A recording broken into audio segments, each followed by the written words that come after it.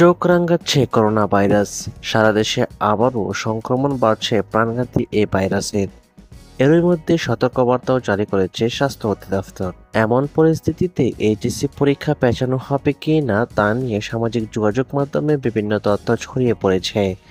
তবে শিক্ষা বোর্ডগুলো বলছে, করোনার প্রকোপে দুশ্চিন্তা থাকলেও পরীক্ষা পেছানোর সুযোগ নেই। ফলে আগামী 26শে জুন থেকে এইচএসসি পরীক্ষা শুরু হবে। আন্তঃশিক্ষা সমন্বয় বোর্ড জানিয়েছে, পরীক্ষা পেছানোর মতো পরিস্থিতি এখনও তৈরি হয়নি।